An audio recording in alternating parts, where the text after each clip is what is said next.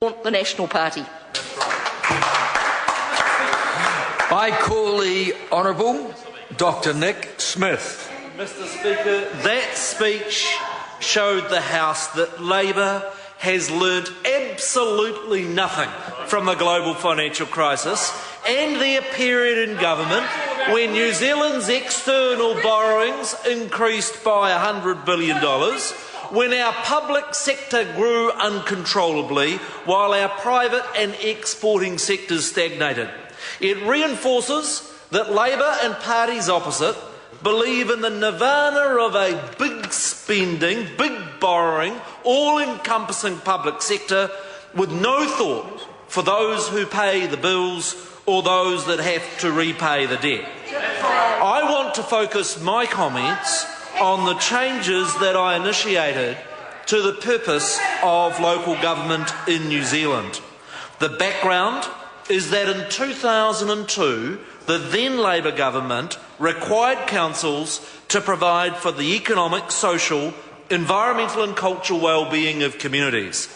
Labor's assurances that this new expensive purpose would have no impact on costs have been proved horribly wrong. As my colleague Maurice Williamson has said, average rate increases that in the previous decade had averaged just over 3% have averaged 7% per year. Council expenditure as a proportion of GDP has grown by a third, and debt has quadrupled from $2 billion to $8 billion. And if you add up the 10-year plans that councils have just published, is intending to take that debt from $8 billion to over $19 billion. No one should be surprised that National does not support this expansive and expensive purpose for local government. Firstly, we opposed it in 2002. Our fears about the impacts of costs proved to be absolutely correct. Secondly, the global financial crisis makes the case for change even stronger. Excessive spending and debt is driving both central and local government in Europe to its knees. New Zealand households, businesses, farms and central government are all tightening their belts and being more focused and being more disciplined. So too must councils. Thirdly, there is a philosophical dimension to this issue. National believes in limited government. We do not look to government, whether it be central or local, to meet every human need. Government and councils play an important role in society, but so too does the private and community sectors. We on this side of Parliament do not believe it is either possible or desirable for councils to try and meet every single economic, social, environmental and cultural issue in their community. The fourth justification, Mr Speaker, is very practical. Success requires for any organisation that we're clear about who does what. Everybody doing everything does not work. It's not true for successful businesses, successful organisations, and nor is it true for a country.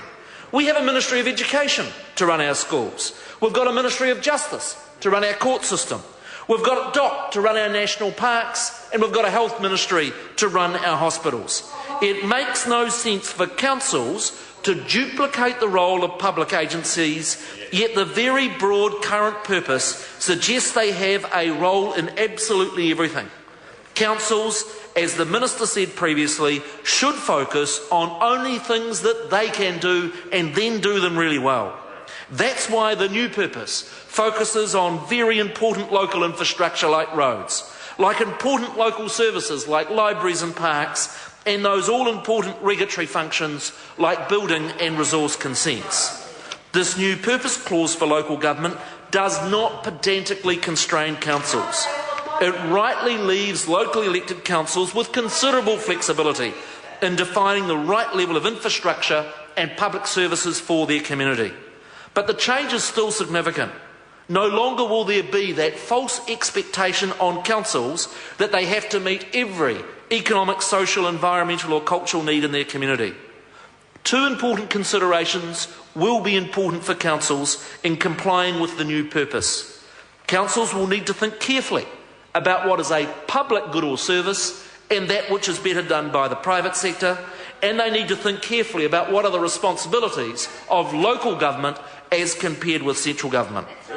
These robust arguments for reform have been met by the shallowest of reasons for opposition.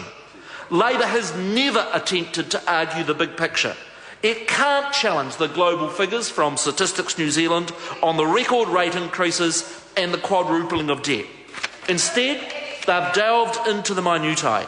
Take the 2000 figures that were published by the Department of Internal Affairs on Council's numbers, where there was a small number of errors. None of these change the national figures, but Labor then uses it to argue that the whole reform is flawed. Mr. Speaker, this bill will make an important change for local government. It's the first step in a significant change that's part of this government's wider plans to make New Zealand more competitive, more productive, and to build the brighter future that National promised. I call the honourable member Phil Twyford. I have a point of order, Mr. Speaker. A point of order first, Mr. Twyford. I seek the leave of the House to table some correspondence between the Honourable Annette King and the Honourable David Carter, in which the Honourable David Carter says, as noted on the website, this was because there were issues with data. Order. Is the members seeking leave? Is there any objection to that course? Well, I'm asking the question. Is there any objection to that course? There is. Okay. Mr. Speaker. Order. The honourable member Phil Twyford.